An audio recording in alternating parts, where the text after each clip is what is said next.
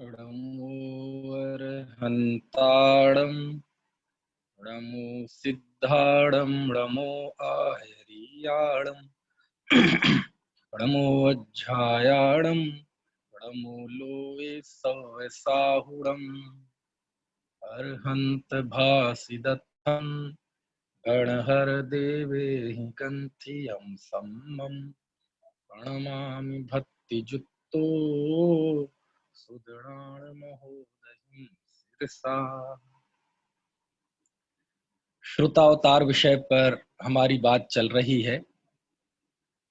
श्रुतावतार में भगवती आराधना के बाद कल जो हमारी चर्चा प्रारंभ हुई थी वो तिलोय पंडिती पर हुई थी। हालांकि तिलोय पंडिती आज जो हमारे हाथ में है, आपके घरों में होगा, पीडीएफ होगी, कहीं से भी प्रकाशित हो। मेरे पास जो है वो जैन संस्कृति संरक्षक संघ सोलापुर से प्रकाशित है। तो ये जो हमारे सामने तिलोय पंडिती ग्रंथ है, इसके विषय में बहुत सारी बातें चलती हैं। इससे आचार्य यति वृषभ द्वारा रचित माना जाता है। अब प्रश्न ये है, यह आचार्य यति वृषभ कौन है? यदि आचार्य यति वृषभ वही है जो आर्यमंशु नागहस्ती के शिष्य थे, जिन्होंने कसाय पाहुड़ गुणधर आचार्य के कसाय पाहुड़ पर चूर्णी सूत्र लिखे, यदि वही ये है तो फिर तो ये ग्रंथ आज से लगभग 1950-2000 साल पहले का है। ठीक है, लेकिन यदि जैसी कि बहुत ज्यादा संभावना व्यक्त की जा रही है कि ये तिलोय पंडिती उतनी प्राचीन रचना नहीं है, ये बहुत बाद की रचना है और उसके पीछे अपने तर्क भी हैं कुछ। पंडित फूलचंद जी सिद्धांत शास्त्री तो 9वीं शताब्दी के पहले इसको मानने के लिए तैयार ही नहीं है कि ये 9वीं शताब्दी के पहले का ग्रंथ है। समझ में आया? और 5वीं शताब्दी के पहले तो ज्यादातर लोगों ने, किसी ने नहीं माना। उसका कारण ये है कि इसमें भगवान महावीर के मोक्ष जाने के बाद के 1000 सालों का, कितने सालों का? 1000 वर्षों का जो राजवंशों का इतिहास है वो इसमें दिया गया है। अब 1000 वर्षों का इतिहास देना, यानी भगवान महावीर को आज मोक्ष हुए 2546 वर्ष हो गए, यही हुए ना, एक आध कम ज्यादा हो सकता है। तो 2546 में से 1000 हटा दीजिए तो 1546 साल पहले, है ना, लगभग इस ग्रंथ की रचना हुई और वो ही बैठता है मामला 5वीं 6वीं शताब्दी का, है ना। तो ये सारी चीजें इसके बारे में है। अब हकीकत क्या है कुछ समझ में नहीं आता।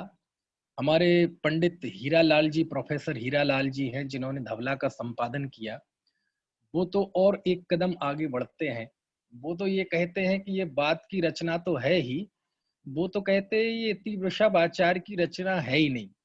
वो तो कहते हैं कि ये वीरसेन स्वामी के जो शिष्य थे, जिनसेन स्वामी, जिन्होंने महापुराण लिखा, ये उनकी रचना है ना। क्योंकि हरिवंश आदि पुराण, हरिवंश पुराण, ये जो पुराण है, इनमें बहुत सारा वर्णन जो आया है 3 लोक का, करणान योग का, काल परिवर्तन का, वो वर्णन बिल्कुल तिलोय पंडिती के आधार पर है ना। अब तिलोय पंडिती, इस बहुत सारी बातें हैं क्योंकि तिलोय पंडिती में मिक्सिंग बहुत है। मुझे लगता है प्राचीन ग्रंथों में तिलोय पंडिती शायद ऐसा ग्रंथ होगा जिसमें बहुत ज्यादा मिक्सिंग है, क्योंकि इसकी अंतिम गाथा में इसका प्रमाण 8000 श्लोक प्रमाण बताया है। कितना? 8000 श्लोक प्रमाण। पुराने समय में जो रचनाएं होती थी उनको नापने का, मापने का एक ये यूनिट हुआ करती थी, इकाई, श्लोक प्रमाण।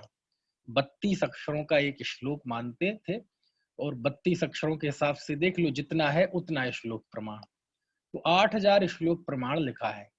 लेकिन वर्तमान जो हमारे आंखों के सामने तिलोय पंडिती है, उसमें 9000 श्लोक प्रमाण है। समझ में आया ना? तो इससे इतना तो साफ है कि इसमें मिक्सिंग बहुत है। हो सकता है वो राजवंशों का प्रकरण बाद में किसी ने जोड़ा हुआ हो, ये इस बात से भी संभावना प्रबल हो जाती है इस तिलोय पन्नक्ति में मिक्सिंग की, मिश्रण की, क्षिप्त प्रक्षिप्त गाथाओं की, कि इसमें आज भी बहुत सारी गाथाएं हैं जो प्रवचन सार की हैं, जो पंचास्तिकाय की हैं, मूलाचार की हैं। मूलाचार का तो बाकायदा नाम लेके उन्होंने उद्धृत किया। भगवती आराधना की हैं, समय सार की हैं, है ना, नियम सार की हैं। ऐसी अनेक गाथाएं आज भी इस ग्रंथ में मौजूद है ना। जैसे आप देखते हैं प्रवचन सार की, है ना, एस सुरासुर मणु सिंध बंद धोध घाई कंब मलम, और आगे से पुण्य ठहरे, ये गाथाएं तिलोई पन्नती में भी है। और प्रवचन सार में जिस तरह इनका तारतम्य है, तिलोई पन्नती में वैसा तारतम्य नहीं है। यानी ज्यादातर जो दूसरे ग्रंथों की गाथाएं इसमें आई हैं, उनका वैसा तारतम्य, ज्यादातर गाथाओं का वैसा तारतम्य यहाँ नहीं है जैसा कि वहां है। इसका मतलब ये साफ है कि वो गाथाएं वहां से ली गई है। समझ में आया। समय सार की गाथाएं हैं, बहुत सारी गाथाएं हैं, प्रवचन सार की गाथाएं हैं, नियम सार की गाथाएं हैं, अत्तादि अत्तमज्जम, है ना, ऐसी काफी सारी। मूलाचार की तो है ही, भगवती आराधना की तो है ही। तो उससे ये पता चलता है कि इस ग्रंथ में मिश्रण बहुत हो गया। ऐसी भी संभावना है कि वो 1000 का जो राजवंशों का इतिहास है वो भी बाद में जोड़ा गया, है ना। धवलाकार ने भी, वीरसेन स्वामी ने भी यति वृषभ आचार्य का स्मरण तो किया, लेकिन चूर्णी सूत्रों के रचयिता के रूप में उन्होंने इसका स्मरण किया। लेकिन तिलोय पन्नती का उल्लेख करते हुए भी वो तिलोक पन्नती के रचनाकार यति वृषभ आचार्य हैं, ऐसा उनका उल्लेख नहीं है ना। तो अब जो भी रहा हो, मैंने तो इसे प्राचीन शास्त्रों के क्रम में इसलिए लिया क्योंकि तिलोय पन्नती में जो विषय है और जो उसके कर्ता आचार्य कहे जाते हैं, वो तो कुंद कुंद देव के समकालीन ही थे, उसी समय के थे, इसलिए मैंने इसे इस क्रम में लिया है। और मुझे जो समझ में आता है कि इतना जब इतिहास में चल रहा है यति वृषभ आचार्य के नाम से, तो यति वृषभ आचार्य तो ऐतिहासिक पुरुष है, इसमें कोई संदेह ही नहीं है। और आप देखेंगे कि एक गाथा है भगवती आराधना में, 2075 नंबर की गाथा, उसमें उन्होंने एक ऐसे गणी को याद किया है, एक ऐसे गणी को याद किया है। गणी मतलब आचार्य, गण को धारण करने वाले ऐसे आचार्य जिन्होंने परिचय सहन किया, परिचय सहन करते हुए समाधि की प्राप्ति की। समझ में आया। ये उस समय की गाथा है जब कोई समझ में आया ना, कोई शपक बिल्कुल अंतिम समय में है, और है ना, वो उनकी समाधि भी हो चुकी है। तो उस समय मिसाल देते हैं, उदाहरण देते हैं कि कैसे कैसे हमारे पूर्व आचार्य, पूर्व महापुरुषों ने कैसे अपनी समाधि को अक्षुण्ण रखा। तो उस समय उन्होंने 2075वीं गाथा में एक गणी का परिचय सहन करते हुए समाधि का उदाहरण दिया, मतलब मिसाल पेश की कि देखो। और अपराजित सूरी ने उन गणी का उल्लेख किया है कि ये गणी और कोई नहीं है, यति वृषभ है। और इस बात से और पुष्ट हो जाती है कि ये जो हरिशरण की बृहत कथा कोश है, इसमें 156वीं नंबर की कथा है। और नैमी दत्त का जो आराधना कथा कोश है, इसकी 81वीं कथा में इन यति वृषभ का विवरण मिलता है। और आपको एक और, ये जो जय धवला में एक गाथा आती है, ये योग द्वार, सम्यक अनुयोग द्वार का मंगलाचरण है, उसमें एक गाथा है। देखो मैं आपको गाथा पढ़ के बताता हूँ। पणमह जिणवर बसहम, गणहर बसहम, तहेब गुणहर बसहम, दुसह परिसह बिसहम, जय बसहम धम्म सुत पाठर बसहम। इसमें देखो क्या लिखा, पणमय जिणवर बसहम, मैं जिनेन्द्र भगवान को वंदना करके, है ना, जिनेन्द्र भगवान को मतलब जिनवर वृषभ यानी तीर्थंकर को हो सकता है इसका, दूसरा ऋषभ देव भी हो सकता है। तो इनको और किस किस की वंदना की, दूसरा गणहर बसहम, है ना, गणधर वृषभ, तीसरा गुणहर बसहम, गुणधर आचार्य को। यति वृषभ आचार्य के गुरु थे ना गुणधर आचार्य, चूंकि वो जय धबला की टीका लिख रहे हैं वीरसेन स्वामी, और जय धबला के मूल सूत्र कसाय पाहुड़ गुणधर आचार्य को। तो जिनवर वृषभ को स्मरण किया, है ना, गढ़हर वृषभ को स्मरण किया और गुड़हर वृषभ को, गुड़धर आचार्य को स्मरण किया। और चूंकि उस कसाय पाहुड़ पर टीका लिखी, चूर्णी सूत्र लिखे यति वृषभ आचार्य ने, तो स्वाभाविक है उनका भी स्मरण करते हैं। देखो, और उनके लिए जो विशेषण दिया यति वृषभ आचार्य के लिए, वो विशेषण दिया है दुस्सह परिसह विसहम, जिन्होंने दुस्सह परिसह को सहा, है ना, ऐसे जय वसहम, ऐसे यति वृषभ आचार्य। तो इससे ये साफ हो गया कि ये यति वृषभ आचार्य वही है जिनके परिचय सहन करते हुए समाधि अंगीकार की, जिसका उल्लेख भगवती आराधना कार ने किया और जिसका अर्थ यति वृषभ आचार्य अपराजित सूर्य ने किया, और जिनके संबंध में दो कथाएं मिलती हैं। और धवलाकार ने भी उनको क्या लिखा है, दुस्सह परिसह विसहम, दुस्सह परिसह को जिन्होंने सहन किया, ऐसे यति वृषभ आचार्य का स्मरण किया। यानी ये चारों ही व्यक्ति एक हैं और यति वृषभ आचार्य की ऐतिहासिकता, प्रामाणिकता तो सिद्ध हो जाती है। अब प्रश्न है ये कि यदि तिलोय पंडिती उन्हीं की रचना है तो स्वाभाविक है आज से 2000 साल पहले की है।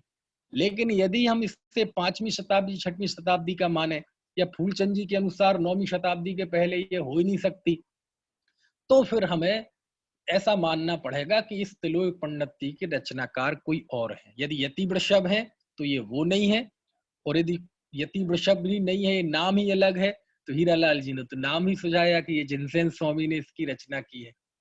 जो भी रहा हो, है ना, चूंकि इसका जो विषय है वो बहुत आनंददायी है तिलोय पंडिती का, इसलिए तो शोध खोज की बातें हैं।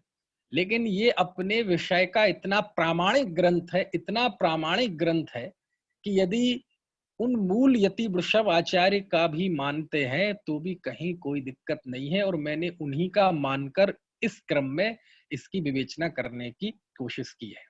हाँ, इतना जरूर है कि इसमें क्षेपक अंश बहुत है, प्रक्षिप्त अंश बहुत है। हालांकि करणान योग के ग्रंथों में मिश्रण का, जो मिश्रण की गुंजाइश होती है वो कम होती है, ज्यादा नहीं होती। ज्यादातर तो चरणान योग, प्रथमान योग, इनमें मिक्सिंग की संभावना ज्यादा रहती है।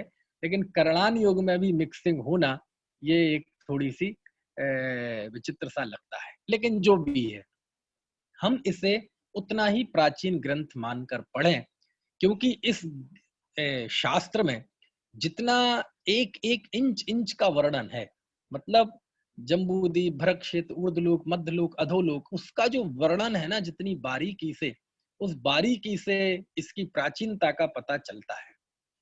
दूसरी बात, मिक्सिंग तो होती ही है, और बहुधा शास्त्रों में मिक्सिंग हो गई, क्योंकि पहले छापा खाने तो थे नहीं, लिपिबद्ध करते थे, और एक कॉपी से दूसरी कॉपी, दूसरी कॉपी से तीसरी कॉपी होते होते कई बार गलतियां हो जाती थी, लोग कुछ मिश्रण कर देते थे।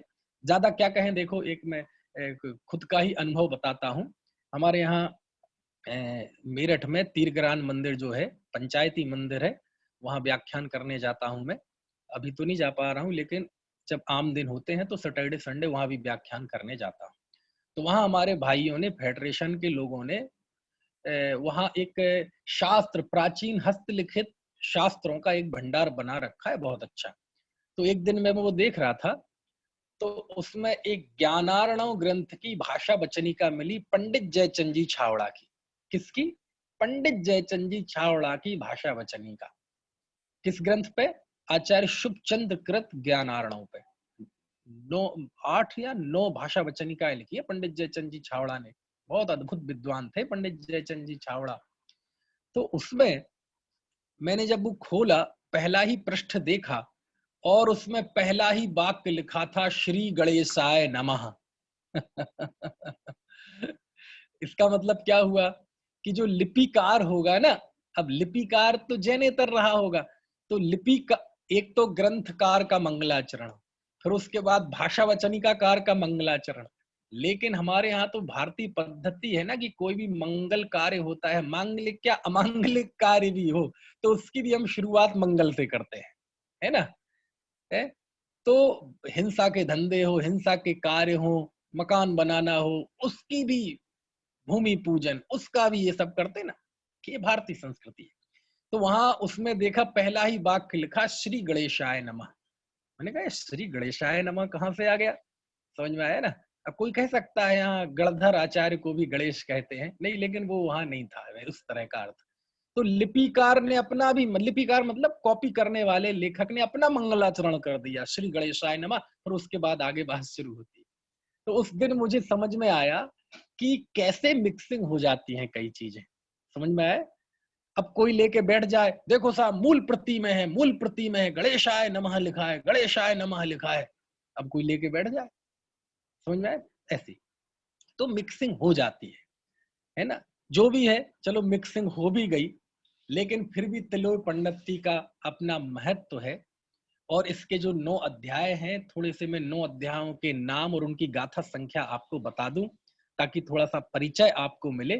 फिर इसके बाद एक दो मैं बहुत अच्छी बातें बताऊंगा आपको इसके विषय में। देखो लिखते हैं, सबसे पहला है इसमें सामान्य लोक अधिकार। इसमें सामान्य लोक का स्वरूप है, 283 गाथाएं हैं। दूसरा है नारक लोक, अधोलोक से शुरू किया ना, तत्वार सूत्र में भी है ना ऐसा 367 गाथाएं हैं। तीसरा है भवनवासी लोक, इसमें भी 243 गाथाएं हैं। चौथा मनुष्य लोक, जिसका कल जिक्र किया था, सबसे अद्भुत अधिकार, इसमें 2961 गाथाएं हैं। पांचवा त्रयक लोक है ना, मध्य लोक को त्रयक लोक बोलते हैं, इसमें 321 गाथाएं हैं। छठवां है व्यंतर लोक, इसमें 103 गाथाएं हैं। सातवां है ज्योतिर्लोक, इसमें 619 गाथाएं हैं। आठवां है देवलोक, इसमें 703 गाथाएं हैं। और नौवां है सिद्ध लोक, इसमें मात्र 77 गाथाएं हैं। इस तरह कुल मिला के 5677 गाथाएं हैं। और कमाल की बात यह है कि इसमें गद्य भाग भी है, बहुत सारा गद्य भाग भी है ना। और इसके 7वें अध्याय में तो एक ऐसा गद्य का अंश है, वो हूबहू धबला में है, हूबहू बिल्कुल धबला में है। एक आध दो शब्द का फर्क हो तो हो, बिल्कुल हूबहू। तो उससे ये भी संभावना व्यक्त की जाती है कि धबलाकार ने वो अंश तिलोय पंडिती से लिया, अथवा दूसरी संभावना ये भी व्यक्त की जाती है कि तिलोय पंडिती का वो गद्य अंश धबला में आया। अब वो कहां से कैसे आया कुछ नहीं पता। यदि वो धबला से तिलोय पंडिती में आया तो फिर ये 8वीं शताब्दी के बाद की रचना है। और यदि तिलोय पंडित, चूंकि इस ग्रंथ की जो शुरुआत में 70-80 गाथाएं हैं, वो गाथाएं बिल्कुल धबला जैसी हैं। धबला के पहले भाग में जो मंगलाचरण आदि का कथन है, बिल्कुल वैसा ही विवेचन इस तिलोय पंडिती में है। अब किसने किसके प्रभाव से लिखा, वीरसेन स्वामी के प्रभाव से ये अंश है, या इससे प्रभावित होकर वीरसेन स्वामी ने धबला में लिखा, अब ये बहुत पेचीदा विषय है। इन्हीं सब कारणों से उन्होंने संभावना व्यक्त की थी कि हो सकता है ये धबलाकार के शिष्य जिनसेन स्वामी की ये तिलोय पंडिती रचना हो। चलो अब देखो, इसमें ये मैंने आपको जैसे जैसे इनके शीर्षक हैं, अधिकारों के नाम है, वैसा ही इसका स्वरूप है। अब शुरुआत में आप जाएंगे तो आपको ताज्जुब लगेगा, तिलोय पंडिती जैसे ग्रंथ में, जो कि करणानी युग का ग्रंथ है, बहुत गंभीर ग्रंथ है, उसमें जब नए प्रमाण और निक्षेप की बात आती है तो मैं थोड़ा सा रोमांचित हो जाता हूं। और आपको मैं एक गाथा इसकी पढ़ के बताता हूं, गाथा 83। इसमें नए की परिभाषा है, प्रमाण की परिभाषा है और निक्षेप की परिभाषा है। एक गाथा में तीनों की परिभाषा। देखो क्या लिखा, णाणम होदि पमाणम णोणाणिस्य हृदय भावत्थो ऋखे वो भी उबाओ जुत्य और जुत्तीय अथ पड़ी गहणम। क्या गजब। इसमें चलो प्रमाण तो हो गई, ज्ञान प्रमाण होता है। जो नए की परिभाषा दी है वो बहुत अच्छा गजब दी है। नए की पहले भी मैंने अपने व्याख्यानों में, गोष्ठियों में उद्धृत किया है इस बात को। यहाँ जो नए की परिभाषा दी है वो बहुत गजब है, बहुत गजब है। क्या परिभाषा दी है, णोबिणादुस् हृदय भावत्थो। नए किसे कहते हैं, ज्ञानी के हृदय स्थित भाव को नए कहते हैं। बाद में तो अभिप्राय शब्द चल पड़ा, ज्ञातुर अभिप्रायो नया, वक्तुर अभिप्रायो नया। वीरसेन स्वामी ने धवला में भी अभिप्राय शब्द लिया, लेकिन तिलोय पंडिती यदि ये 2000 साल पहले का ग्रंथ है और गाथा है यति वृषभाचार्य की, तो नय का सबसे पुराना यदि लक्षण परीक्षा है ना, परिभाषा मिलती है तो ये है। कुंद आचार्य ने नयों का उल्लेख बहुत किया, लेकिन नय की परिभाषा नहीं दी। नय की परिभाषा यति वृषभाचार्य ने दी। कौन सी परिभाषा? ज्ञानी के हृदय स्थित भाव का नाम नय है। वाह! नय यद्यपि ज्ञान की पर्याय है, लेकिन उसको जोड़ा भाव से। ये बहुत रोमांचित करने वाली चीज है। यानी जब भी कोई वक्ता कुछ बोलता है, तो उस बोलने में उसके हृदय का कुछ स्पंदन रहता है, उसके हृदय की कुछ धड़कन रहती है। समझ में आया ना? यदि आप उस नय के जरिए, उस प्रयोग के जरिए यदि आप ज्ञानी के हृदय तक पहुंच पाए, तो हम मानेंगे कि हाँ, आपने उस नय को ठीक तरह से समझा है। यही कारण है कि गुरुदेव श्री कहते थे, भैया मर्म तो ज्ञानी के हृदय में होता है। वाह वाह, क्या बात है! गुरुदेव कहते थे क्या होता है? मर्म तो ज्ञानी के हृदय में होता है। यहाँ नय किसे कह रहे हैं? ज्ञानी के हृदय स्थित भाव का नाम नय है। ऐसी अद्भुत परिभाषा यहाँ दी है। और निक्षेप को उपाय कहा है, निक्षो वे भी उपाओ। और फिर युक्ति को कहा कि युक्ति के द्वारा अर्थ परिग्रहणम, अर्थ का ग्रहण होता है। प्रमाण और नय दोनों को मिला के युक्ति कहते हैं। खैर चलिए, अब मैं आपको एक सूक्ष्मता बताऊं जरा तिलोय पंडिती की। अच्छा, आपने सुना होगा योजन, हाथ, अंगुल, ये सब सुना है ना? 1,00,000 योजन का सुमेरु पर्वत है ना, जम्बू द्वीप, 1,40,000 योजन का सुमेरु पर्वत। अब मैं आपको जिनेंद्र देव की सूक्ष्मता, करणान योग की सूक्ष्मता, आचार्यों की सूक्ष्मता का एक छोटी सी मिसाल आपको दूंगा। छोटी सी मिसाल, ज्यादा बड़ी नहीं। इससे आपको पता चल जाएगा कि तिलोय पंडिती किसका नाम है, करणान योग किसे कहते हैं, केवल ज्ञान की सूक्ष्मता किसे कहते हैं, वो मैं आपको बताता हूँ। अच्छा, अंगुल तो आप जानते हैं, है ना? एक हाथ, एक हाथ, एक हाथ कितने का होता है? 24 अंगुल का एक हाथ होता है। एक अंगुल कितने का होता है? एक अंगुल कितने का होता है? एक अंगुल के 3 भाग होते हैं, 3 प्रकार, उच्छेद अंगुल, प्रमाण अंगुल और आत्मा अंगुल। ये उच्छेद अंगुल की बात कर रहे हैं।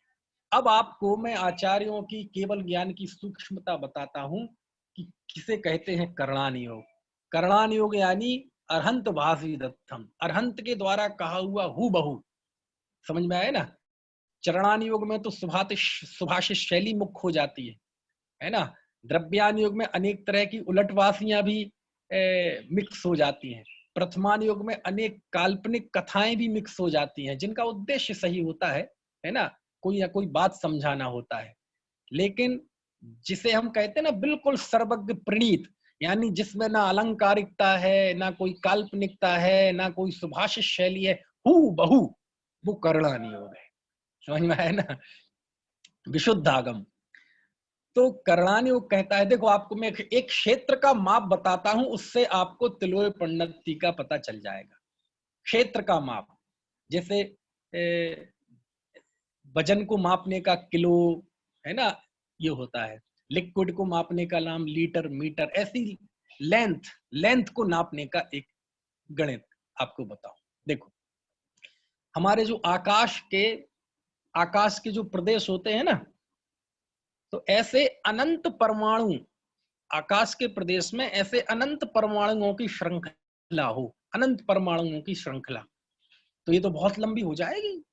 अनंत परमाणुओं की श्रृंखला यानी ऐसी श्रृंखलाबद्ध, बिल्कुल सिलसिलेवार, तो ये तो बहुत लंबा हो जाएगा। कहीं सुनो, अभी बताते हैं कितना लंबा होगा। अनंत परमाणुओं के, है ना, जो स्थान है लगातार सिलसिलेवार, उतने स्पेस को कहा है अवसन्नासन। क्या कहा है?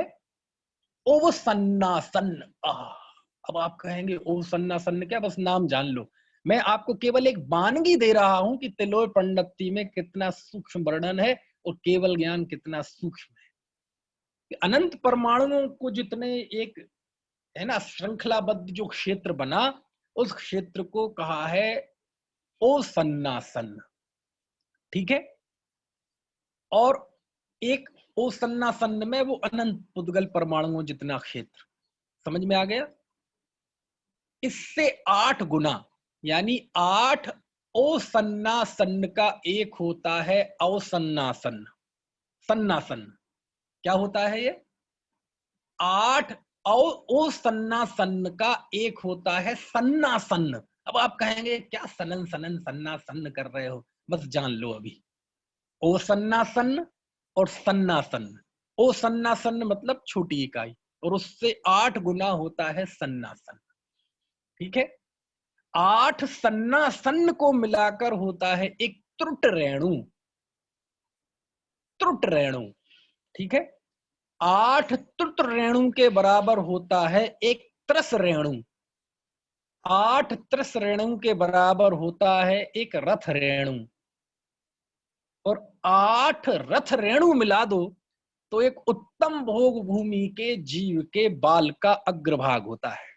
यानी उत्तम भोग भूमि तो आप जानते हैं ना, उत्तम भोग भूमि के जीव का जो बालाग्र होता है ना, बाल का सबसे बिल्कुल कोना, नोक है ना, उसे कहते बालाग्र। तो उत्तम भोग भूमि के जीव के बालाग्र में 8 रथ रेणु होते हैं। एक रथ रेणु में 8 त्रस रेणु होते हैं। एक त्रस रेणु में 8 त्रुत रेणु होते हैं। एक त्रुत रेणु में 8 सन्ना सन्न होते हैं। एक सन्ना सन्न में 8 ओसन्ना सन्न होते हैं। और एक ओसन्ना सन्न में अनंत पुद्गल परमाणु जितना क्षेत्र होता है। कुछ बात समझ में आ रही? इतना सूक्ष्म। और अभी कहां तक आए हम? एक उत्तम भोग भूमि के बालाग्र।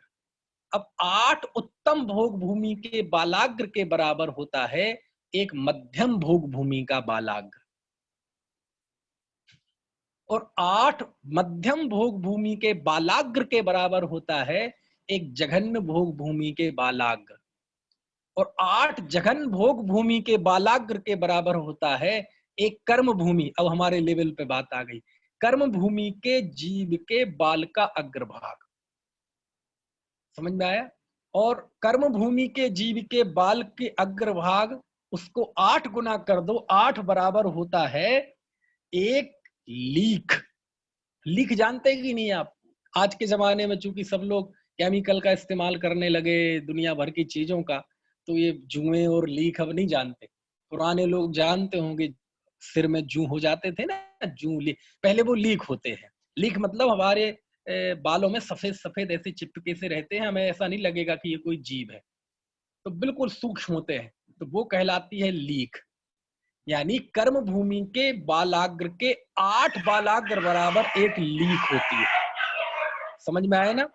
और 8 लीख के बराबर होता है एक जू। जू समझ गए? 8 जू के बराबर होता है एक यब। यब मतलब जब, ये हमारी उंगली के बीच में जो ये है ना संधि, इसे यब बोलते हैं। यब मतलब वो दाना भी होता है ना? और 8 यब के बराबर होता है एक अंगुल। समझ गए आप सूक्ष्मता कितनी है? उच्छेद अंगुल, यानी एक अंगुल इतना होता है। हमें लगता है एक अंगुल मतलब, अरे एक अंगुल में क्या क्या है जरा देखो तो। एक अंगुल में 8 यब हैं। एक यब में 8 जू हैं। एक जू में 8 लीख हैं। उपमा है ये, उसमें है नहीं। एक लीख में 8 कर्म भूमि के बाल हैं, बालाग्र हैं। एक कर्म भूमि के बालाग्र में 8 जघन्य भोग भूमि के कर्म के बालाग्र हैं। एक जघन्य भोग भूमि के बालाग्र में 8 मध्यम भोग भूमि के बालाग्र हैं। एक मध्यम भोग भूमि के बालाग्र में 8 उत्तम भोग भूमि के बालाग्र हैं। एक उत्तम भोग भूमि के बालाग्र में 8 रथ रेणु हैं। एक रथ रेणु में 8 त्रस रेणु हैं। एक त्रस रेणु में 8 त्रुत रेणु हैं। एक त्रुत रेणु में 8 सन्ना सन्न है। एक सन्ना सन्न में 8 ओसन्ना सन्न है। और एक ओसन्ना सन्न में अनंत पुद्गल परमाणु है। भैया चक्कर तो नहीं आ रहे? कुछ बात समझ में आ रही? इतना सूक्ष्म है भैया ये करणान योग, और इतना सूक्ष्म वर्णन है। यदि पूछा जाए कि जैसे जम्बूद्वीप तो 1 लाख योजन का है व्यास, लेकिन उसकी परिधि कितनी है? तो आचार्य जब परिधि बताते हैं तो आपके रोंगटे खड़े हो जाएंगे। अंगुल का गणित नहीं बताते, अंगुल तो बहुत बड़ा है, अंगुल तो बहुत बड़ा है ना। इत्रश्रेणु त्रुट्रेणु उत्तम बालाग, इसका भी गणित बताते हैं कि जम्बूद्वीप की परिधि कितनी है। बालाग्र का अवसाना सन्न परमाणु परमाणु का गणित बताते हैं। जब 2.5 द्वीप की परिधि बताते हैं ना, पूरा एक छोर से दूसरे छोर लौट के आ जाओ उस पॉइंट तक, तो एक अवसन्ना सन्न सन्ना सन्न त्रिट रेणु इस तक का बारीक गणित बताते हैं। अंगुल अंगुल तो बहुत दूर की बात है। तो इससे आपको समझ में आ रहा होगा, है ना। यदि आपको ये समझ में ना भी आया हो तो केवल इतना समझ में आ जाए कि केवल ज्ञान बहुत सूक्ष्म है और त्रिलोक पंडिती का गणित बहुत अद्भुत है, तो आप अपने कमेंट में लिख दें, हाँ जी थोड़ा बहुत समझ में आ रहा है। बस बहुमान ही आ गया तो हम समझेंगे कि हाँ ठीक है, क्योंकि ग्रंथ का अध्ययन तो मैं करा नहीं रहा हूँ पूरा एक एक गाथा का, वो तो आपको खुद पढ़ना पड़ेगा। ये तो श्रोतावतार में हम अपने ग्रंथों का, हमारे आचार्यों के द्वारा जो लिखा हुआ आगम है, एक बार हम उसका व्यंगावलोकन कर रहे हैं। एक बार हम अपनी श्रुत परंपरा को देखें, जाने, उसके प्रति हमारी भक्ति उमड़े, विशुद्धि बढ़े ज्ञान की, जो आत्महित हो, इसके लिए। ठीक है, तो ये हो गया। समझ में आ रही है बात? एक अंगुल तक आ गए। अब एक अंगुल में 24 अंगुल का एक होता है हाथ। इसमें भी अभी दो चीजें छूट गई। 6 अंगुल का कहलाता है एक पाद, 2 पाद का होता है एक बितस्ती, और 2 बितस्ती का होता है एक हाथ। यानी सीधा कहा जाए 24 अंगुल का एक हाथ होता है। समझ में आया ना? ठीक है। और इसके बाद 2 हाथों का एक कहा रिक्कू, और 2 रिक्कू का एक धनुष, यानी 4 हाथ का एक धनुष, और 2000 धनुष का होता है एक कोश। ठीक है, और 4 कोश का होता है योजन, व्यवहार योजन। समझ में आया ना? अब आप इसमें ज्यादा अभी पढ़ना मत। अभी तो मैं केवल आपको ये एहसास दिलाना चाहता था कि करणान योग किसका नाम है, केवल ज्ञान किसका नाम है, और तिलोय पंडिती किसका नाम है। इसके लिए मैंने आपको ये सब बताया, बाकी आप देखना। और ये उससे कोई पूछता है ना कि एक हाथ में 24 अंगुल, तो बोले किसका अंगुल? भाई अंगुली तो सबकी छोटी बड़ी होती है, किसी की पतली किसी की मोटी। कहते हैं वो अंगुल तो एक उपमा है, लेकिन उसका एक फिक्स माप है, बिल्कुल एग्जैक्ट माप है। ना हमारी उंगली ना आपकी उंगली, ये तो उपमा दी जाती है, ये तो मिसाल दी जाती है, लेकिन उसका एक फिक्स माप है। समझ में आया ना? बिल्कुल फिक्स एकदम, ना एक परमाणु कम और ना एक परमाणु ज्यादा, इतना माप है अंगुल का। ये कहलाता है उच्छेदांगुल। और इससे 500 गुना होता है प्रमाणांगुल, जो कि भरत जी का था। भरत जी के जो चक्रवर्ती थे उनका अंगुल था, वो प्रमाणांगुल था।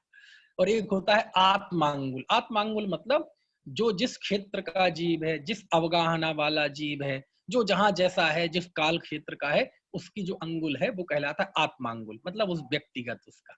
तो अभी उसकी बात नहीं है। तो ये सब वर्णन है। आप देखो एक योजन में क्या क्या है। अबे ऊपर से फिर गिनाऊं ना, योजन से लेके वो औसन्ना सन्न तक तो गिना सकता हूं, लेकिन अब उससे समय ही जाया होगा, लेकिन आप समझ जाए। ठीक है, चलिए। एक तिलोय पंडिती में एक दो बातें और गौर करने लायक है, बहुत अच्छी, कि तिलोय पंडिती में जहां देवों का वर्णन आता है ना, बहुत बहुत हृदय को आनंद से उछलने वाली बात बता रहा हूं मैं। जहां देवों का वर्णन आता है, भवनवासियों का, वैमानिकों का, और जहां अकृत्रिम चैत्यालय का वर्णन आता है, अकृत्रिम चैत्यालय, क्योंकि सब जगह अकृत्रिम चैत्यालय है, अधोलोक में भी, मध्यलोक में भी, ऊर्ध्वलोक में भी, है ना। बसु कोटि सुछप्पन लाख 97 सहज 481, है ना। 8,56,97,481, तो वो चैत्यालय है अकृत्रिम चैत्यालय, जिनका किसी का एक का स्वामित्व नहीं है, मतलब पंचायती मंदिर है। बाकी तो असंख्यात अकृत्रिम चैत्यालय हैं। तो जब अकृत्रिम चैत्यालयों का वर्णन आता है, तो फिर आचार्य यति वृषभ आचार्य अपना थोड़ा अपने हृदय को काबू में नहीं रख पाते, और काबू में नहीं रख पाते तो फिर वो उनकी उस अकृत्रिम चैत्यालयों के अंदर जो रत्नमयी जिन बिंब हैं उनका वर्णन करते हैं। और जब वो वर्णन करते हैं तो फिर भक्ति में नाचने लगते हैं। कौन? आचार्य यति वृषभ नाचने लगते हैं, मतलब साधु कोई नाचते तो नहीं है, लेकिन भक्ति की जो उछालें आने लगती है ना, तो फिर वो जहां अकृत्रिम चैत्यालय और जिन प्रतिमा का वर्णन आएगा, वहां 2 5 10 गाथाएं वो भगवान की मुद्रा और उनके रूप की भक्ति में जरूर लिखेंगे, उनकी जिन मुद्रा की भक्ति में जरूर लिखेंगे। और वहीं पे उन्होंने अष्टद्रव्यों का भी उल्लेख किया, देवताओं के द्वारा भगवान की पूजा का भी उल्लेख किया, वो सारे उल्लेख आते हैं। अभिषेक के भी उल्लेख है। अभिषेक मतलब जन्माभिषेक नहीं, है ना, अकृत्रिम जिन प्रतिमाओं के अभिषेक का भी उल्लेख है इसमें। समझ में आया ना? इस तरह से बहुत वर्णन है। और एक और मुझे अच्छा प्रसंग याद आ रहा है, काफी समय पहले पढ़ा था, कि जैसे एक कोई देव पैदा हुआ, भवनवासी देवों के प्रकरण में है लेकिन, और देव पैदा हुआ तो क्या करते हैं, वो तो पैदा होती 18 साल का नवयुवक होता है, तो बाकायदा उसका बर्थडे सेलिब्रेशन होता है। इसका चित्रण किया तिलोय पंडिती में, कि वह जब देव पैदा होता है तो वह पैदा होने के बाद उसको जिन मंदिर ले जाते हैं। सब भवनवासी के भवनों में वो जिन मंदिर होता है, और जिन मंदिर का ऐसा वर्णन है सच में अकृत्रिम चैत्यालयों का, पढ़ो तो आनंद आ जाए। आपकी कल्पना में पूरा चित्र खड़ा हो जाए अकृत्रिम चैत्यालयों का, कैसे उनके सामने, है ना, वत्स, वो वृक्ष, अशोक वृक्ष और सब बहुत वर्णन है। अभिषेक शाला और भवन के वो चैत्यालय कितनी ऊंचाई पर है, कैसी सीढ़ियां हैं उनके सामने, क्या क्या है ना, बहुत अच्छे, बहुत शानदार वर्णन है, अष्ट मंगल द्रव्यादि। तो हाँ, जब वो कोई देव पैदा होता है तो सारे देव मिलके उस जीव को सबसे पहले क्या करते हैं, सेलिब्रेशन करते हैं, उसका बर्थडे मनाते हैं। और बर्थडे बनाने में क्या करते हैं, केक काटते होंगे। चुप, कहां से आ गया है केक? केक ये तो बहुत हिंसक परिकल्पना है केक काटने की। पता नहीं हिंदुस्तान में कैसे आ गई, अंग्रेजों से आ गई। क्योंकि बड़े आदमी की विचारधारा जल्दी प्रचारित हो जाती है, जल्दी छोटे लोगों में असर कर जाती है। अंग्रेजों का शासन था, वो बड़े लोग थे, ताकतवर थे, हम हिंदुस्तानी लोग कमजोर थे। तो बड़े आदमी की विचारधारा, उसकी सभ्यता छोटा आदमी जल्दी सीख लेता है। गरीब आदमी अमीरों की नकल करता है ना, कमजोर आदमी प्रभुत्व वालों की नकल करता है। तो हमारे अंदर वो चीजें आ गई। तो वहां भी बर्थडे होता है देव लोकों में, लेकिन कैसे करते हैं पता है उनका बर्थडे? ना तो उनकी दावत होती है, ना केक कटता है, ना वो बच्चे वो सेंटा क्लॉज जैसे वो टोपियां लगा लेते हैं ना वो होता है, कुछ नहीं होता। देखो बर्थडे के नाम पे क्या होता है, उस है ना, अभी जो नवजात जो है देव, उसको वहां भगवान के मंदिर में ले जाके उससे अभिषेक कराते हैं, सब मिलके पूजन करते हैं भगवान की, अकृत्रिम चैत्यालय के दर्शन पूजन भक्ति करते हैं। इस तरह उसका जन्मोत्सव मनाया जाता है। और उस समय वर्णन किया है कि, और ऐसे नहीं करते धूमधाम से, ये वाद्यों का लिखा कि ये वाद्य बजते हैं संगीत के साथ, उत्साह के साथ, क्योंकि जब भगवान की पूजन होगी तो पूजन जैसी होगी। उसमें वो नहीं होगा सामायिक जैसा ध्यान शांति से बैठे हैं, कोई संगीत नहीं, कोई कुछ नहीं, कोई कुछ ना, जो कार्य जैसा होता है वैसा ही अच्छा लगता है। तो वहां भक्ति लिखा कि बहुत उत्साह से भक्ति कराते। तो कई लोग तो जिन धर्मी होते हैं, लेकिन कई लोग जिन धर्मी नहीं भी होते हैं, तो वो ये मानकर उन अकृत्रिम चैत्यालयों की पूजा करते हैं भगवान की, कि ये हमारे कुल देवता है। ऐसा लिखा तिलोय पंडित जी। समझ में आया ना? सब इनकी पूजा करते हैं, मैं भी कर। तो वहां देव के जन्मोत्सव मनाया जाता है, और काय से? जिनेंद्र भगवान के अभिषेक पूजन से। वाह, धूमधाम से पूजन करते हैं, धूमधाम से पूजन करते हैं। ये उनके बर्थडे मनाने का तरीका है। सोचो आप, हम मनाते हैं ऐसा जन्मदिन जब किसी का हो? एक तो जन्मदिन क्या मनाए, अरे जो जन्म कल्याणक होते हैं, क्या जन्मदिन होते हैं। मनाओ तो तीर्थंकर का मनाओ, मनाना है तो महापुरुषों का मनाओ, जिन्होंने कुछ किया है जिन धर्म के लिए। अब कोई भी मनाने लगे, है ना। लेकिन मनाते मनाओ भी तो ऐसे मनाते हैं क्या जैसे उसमें लिखा है? ऐसे मनाओ, जाओ जिसका बर्थडे हो, सुबह से उठ के जाओ, जाओ प्रक्षाल करो, अभिषेक करो, पूजन करो, स्वाध्याय करो, जिनवाणी पढ़ो, अपने बुजुर्गों से आशीर्वाद लो, यदि उपलब्ध हो तो चतुर्विध संघ को दान दो, और भावना भाव कि मेरे जन्म मरण का नाश हो, ऐसे मनाओ। कोई मनाता है तो, ऐसे तो कोई मनाता नहीं, कोई काटते हैं। समझ में आया? ऐसे। खैर, तो ये बात। एक और मुझे इसमें खास बात करनी है, इसमें बहुत सारा गद्य भाग भी है। तिलोय पंडत्ती में गद्य भाग भी बहुत है, बहुत गद्य भाग है। अब हम इसको समापन करते हैं तिलोय पंडत्ती के विषय को, और समापन करने की अद्भुत विधि इसी तिलोय पंडत्ती में बताई है। गजब की विधि। कैसी विधि? तिलोय पंडत्ती कौन से अनुयोग का ग्रंथ है भैया, आप लोग बताओ जरा, कौन से अनुयोग का ग्रंथ है? तिलोय पंडत्ती है करणानुयोग का ग्रंथ, करणानुयोग का ग्रंथ। ठीक है। अब जब 8 महाअधिकार पूरे हो जाते हैं और आचार्य ने तीनों लोकों का इंच इंच का वर्णन कर दिया, तो फिर 9वें अध्याय में आते हैं तो वो सिद्ध लोक का वर्णन करते हैं। और वहां आके आचार्य इतने भावुक हो जाते हैं, इतने भावुक हो जाते हैं। 9वें अधिकार में जो गाथाएं हैं, बहुत सारी गाथाएं समय सार प्रवचन सार की है, वो मिक्सिंग हो सकती हैं, और मिक्सिंग भी हुई हो जिसने भी की हो, लेकिन बहुत विवेकी पुरुष था जिसने वो गाथाएं लिखी हैं, यदि मिक्सिंग है तो भी और नहीं है तो भी। और अंत में आके सिद्ध लोक का वर्णन करने के बाद आचार्य को अपने सिद्ध स्वरूप पर दृष्टि जा रही है, सिद्ध स्वरूप का स्मरण हो रहा है। तिलोय पंडत्ती में और सिद्ध स्वरूप आत्मा, तिलोय पंडत्ती में अरस अरूपम आत्मा, तिलोय पंडत्ती में शुद्धात्मा की बात, तिलोय पंडत्ती में पुण्य की हेता। कहां से आ गया विषय? 9वें अधिकार में यही विषय है। आचार्य 3 लोक का वर्णन कर करके, अभी हम इसको मूल ग्रंथ ही माने, अभी मिलावट लावट की तो ये रिसर्च की बातें हैं, हमें तो उसमें से आत्महित की बात निकालनी है कि जब आचार्य ने इंच इंच का वर्णन कर दिया, इंच इंच का वर्णन कर दिया 3 लोक का, और फिर सिद्ध लोक का वर्णन किया, और जब सिद्ध लोक का वर्णन हो गया तो आचार्य को आत्मलोक का स्मरण हुआ। किसका स्मरण हुआ? आत्मलोक का स्मरण हुआ। और उसके बाद उन्होंने झड़ी लगा दी कुंद कुंद देव की गाथाएं, आध्यात्मिक गाथाएं। आप कल्पना कर सकते हैं, तिलोय पंडत्ती में अध्यात्म, तिलोय पंडत्ती में भेद विज्ञान की गाथाएं। देखो, अरे रे रे, देखो तो ये समय सार की गाथाएं। अहमेक को खलु शुद्धो दंसण राणक वो सदा रूबी, एक शब्द का फर्क है। रवि अति मज्ज किंचिवी अन्नम परमाणु में तम भी, समय सार की 38वीं गाथा। मैं एक हूं, मैं शुद्ध हूं, ज्ञान दर्शन मैं ही हूं, परमाणु मात्र भी मेरा नहीं है, मैं सदा अरूपी, है ना। ये देखो, और देखो आपको गाथा, ये देखो 25वीं गाथा, ये भी समय सार की गाथा है। रथि मम कोई मोहो बुज्जो उपजोग मेव अहमेगो, ये भावना ही जुत्तो खबे दुष्ट कम्माणी। ये क्रोध मेरा कुछ नहीं है, मैं तो उपयोग में हूं।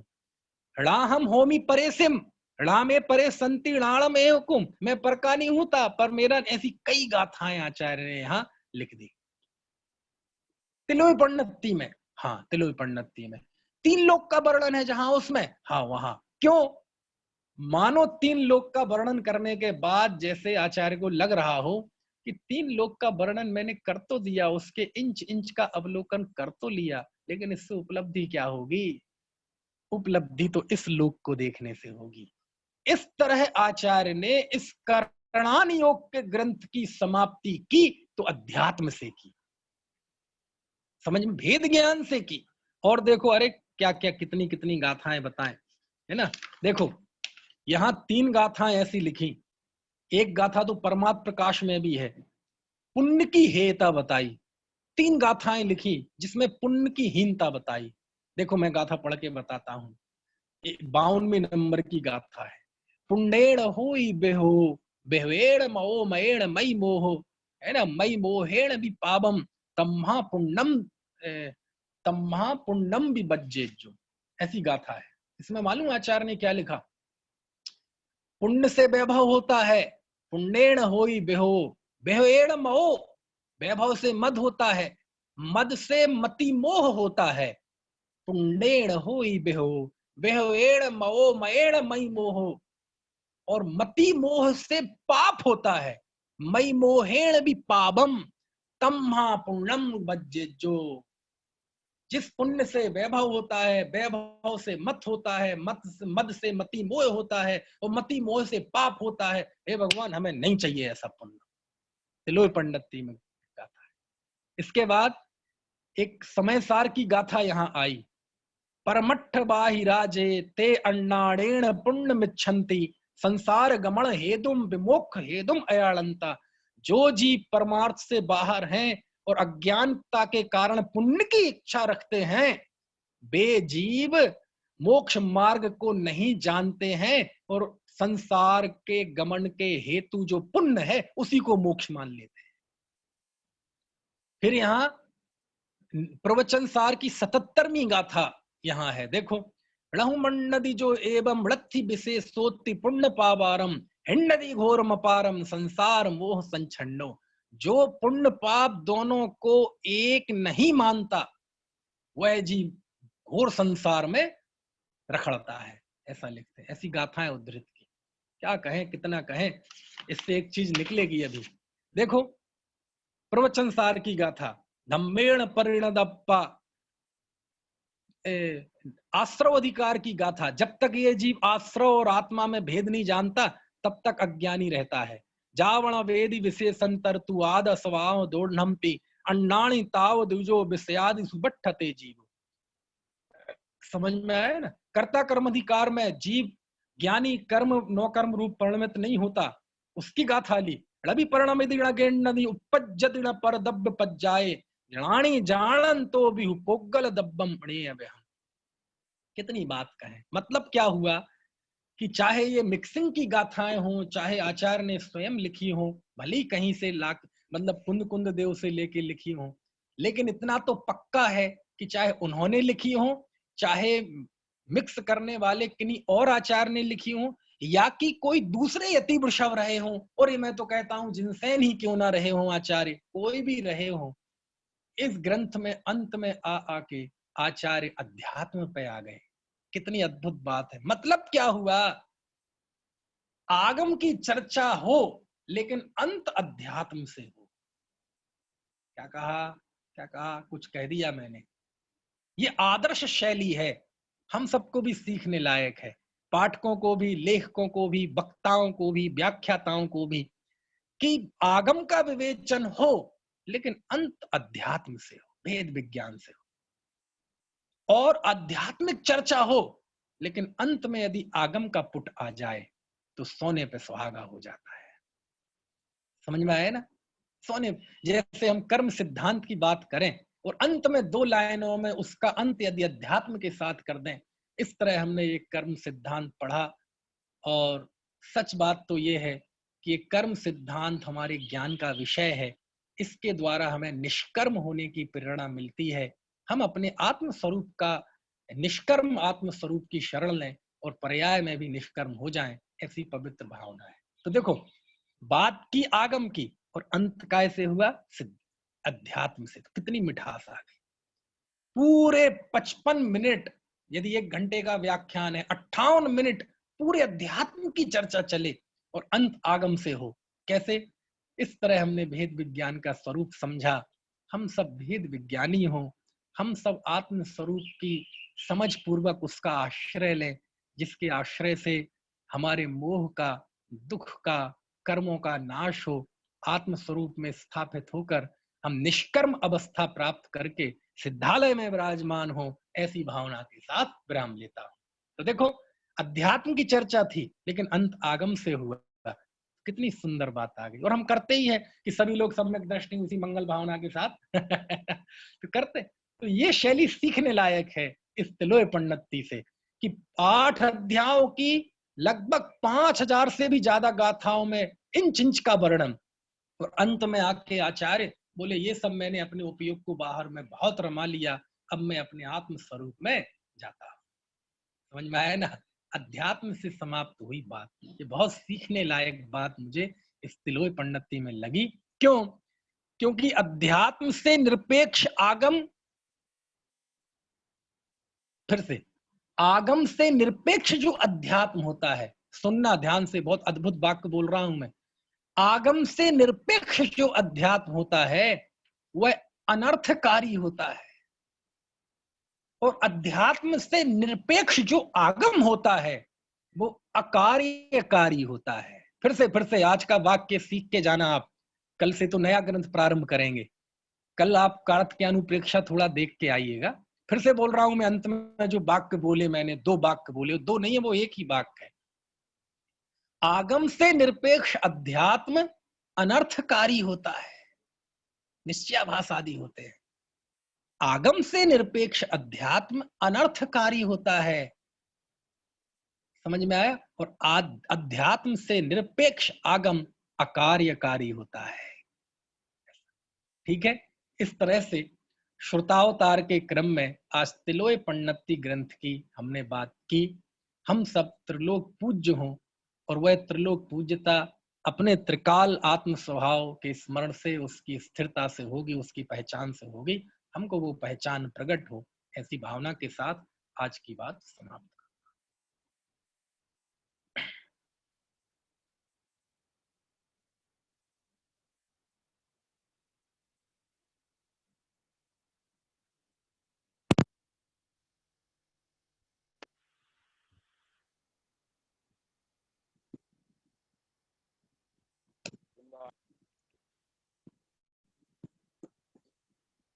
चलिए, कुछ बात करनी है तो करें, नहीं तो